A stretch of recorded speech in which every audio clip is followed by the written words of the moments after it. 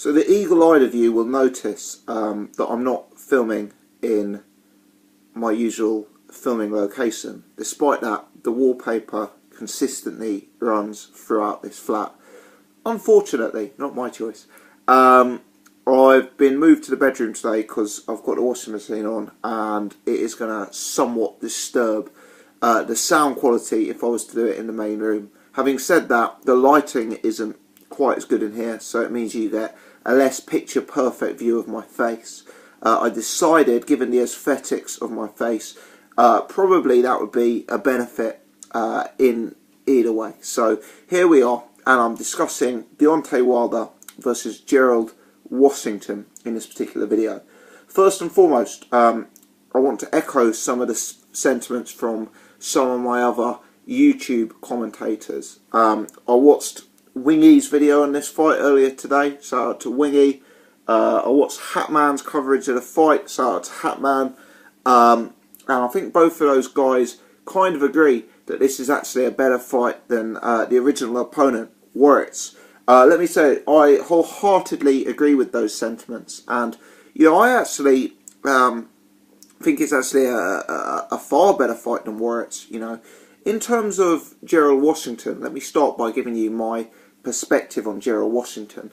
For you guys who haven't seen him, or for you guys who haven't seen much of him, Gerald Washington is not a Dominic Breazeale. He's not a David Price. He's not one of these big, stiff heavyweights who's immobile and robotic. I have Gerald Washington quite a bit ahead of those guys, actually, and I want to tell you why. If you look at Washington, he's exceptionally well muscled. I think he's high 17 stones, nearly 18 stone. He's 6'6", and you'd kind of have the impression that he would be a bit of a plodder, a bit of a a robotic fighter like a Dominic Breazeale or like a David Price.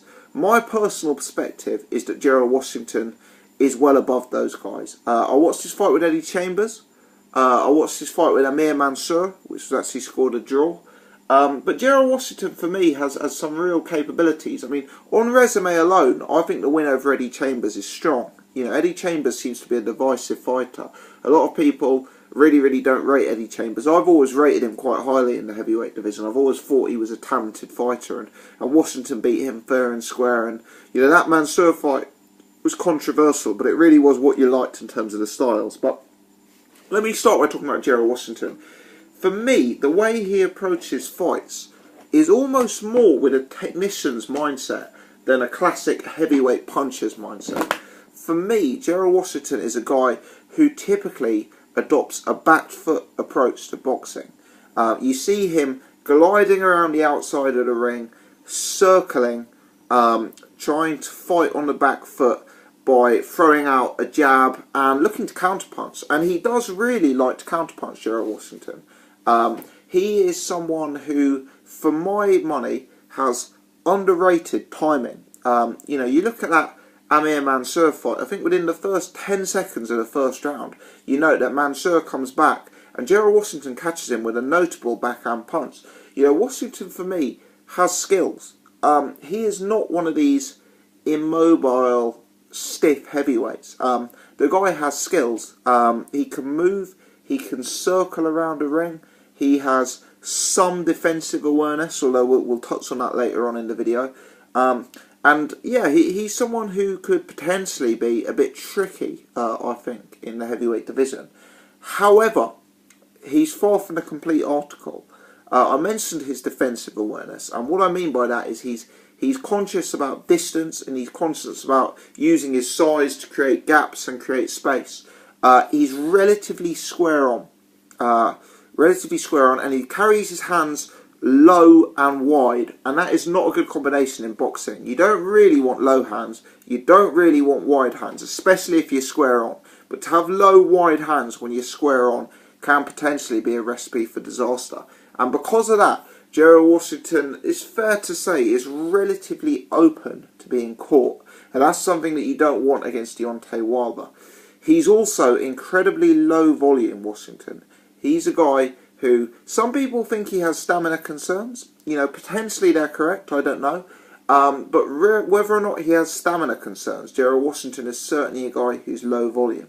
He does like to adopt that back foot game. He does like to wait till he sees an opening. He does like to pick his spots, and that could mean he becomes, incredibly low volume and just doesn't throw much lever.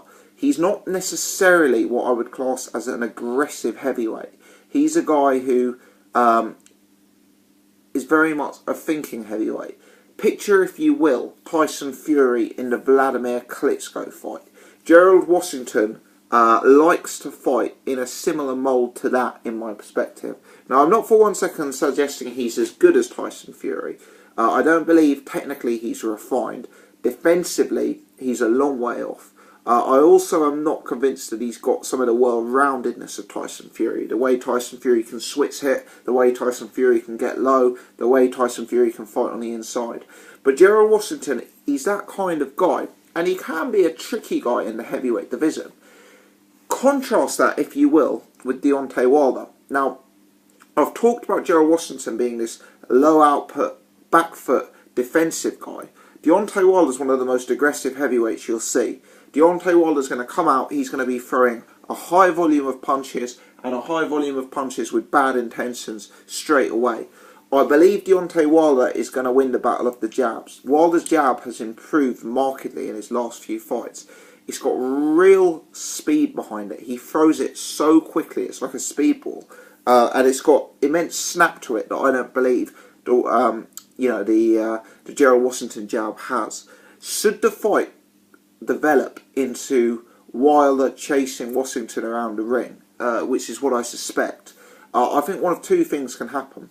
I think Deontay Wilder can quite quickly start winning the early rounds by his volume and by his aggression, and I suspect if he does that, the Wilder jab is going to prove to be a really, really, really valuable weapon in this fight, because that jab is going to create the openings for Wilder to bring in that big right hand. And sometimes the way Washington is wide, the way his hands are wide, the way he's square on, the way he's a bit upright, you just wonder if he's a sitting duck for that Deontay Wilder right hand. And should that be the case, as we know, more often than not, it ends up being lights out. Alternatively, Deontay Wilder is, as the name suggests, a fairly wild heavyweight sometimes in his own approach. He's a guy who comes forward who's somewhat reckless. He's not the most defensively minded. He throws punches from odd angles. He throws punches at the wrong time sometimes. And I think Gerald Washington's style could potentially be a style to cause Deontay Wilder trouble. Because as Deontay Wilder steps in, Washington's going to be taking a step back and throwing a counterpunch. Now, I don't think Washington has immense one-punch power like Wilder has, but nevertheless, he's a 6'6", 18-stone bloke. And Wilder has always had people questioning his chin. Now, I don't think Wilder's chin is anywhere near as bad as people make out. I've seen Wilder taking punches from guys who you'd certainly consider top 10 or top 20 at least heavyweights, and his chin's held up. I'm not saying he's got a great chin. I'm not saying he's got a David Tua jaw or anything like that. But Wilder's got a very, Wilder doesn't have as bad a chin as a lot of people make out. So I'm not suggesting it's as simple here as Washington only needs to land once and the fight is over.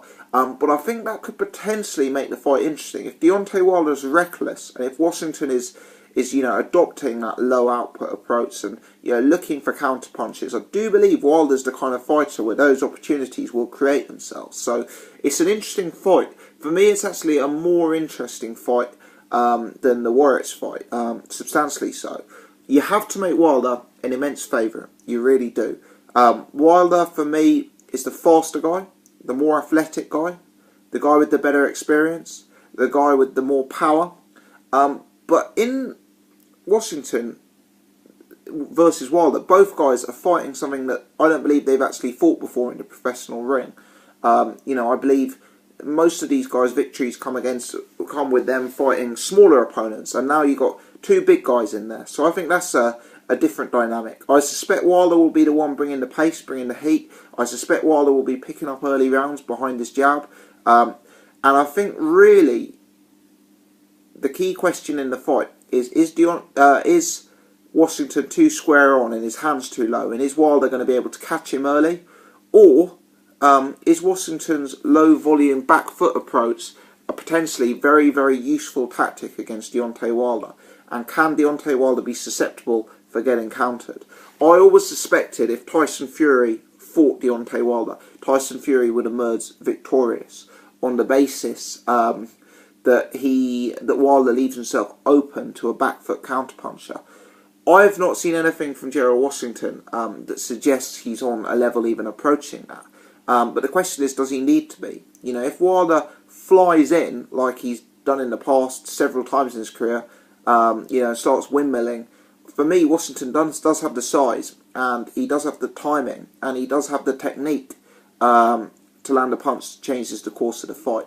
It's an interesting fight. I suspect, unfortunately, that Wilder will make easy work of this. And the reason I say unfortunately is I suspect this probably won't develop into a competitive fight, because my particular thinking is that Washington's going to be too negative and Wilder's going to be able to open him up too easily and land that right hand. And I think when that right hand lands, you know, people get knocked out. So I suspect Deontay Wilder wins the fight. I give him something like an 80 to 85% chance. I make him a substantial favourite. But Washington has a puncher's chance. And I think stylistically he has a chance of getting the knockout. You know, I don't think he's necessarily going to beat Deontay Wilder on points. I think Wilder's athleticism and volume is simply going to be too high. But I think the style Washington brings means that he's actually got a higher probability of winning by knockout than the classic heavyweight puncher's chance. That's my thoughts anyway. Let me know your perspective in the comments section below. How do you see this fight going? Are you pleased it's been made? If you've enjoyed the content, please take the time to click the like button and support the channel.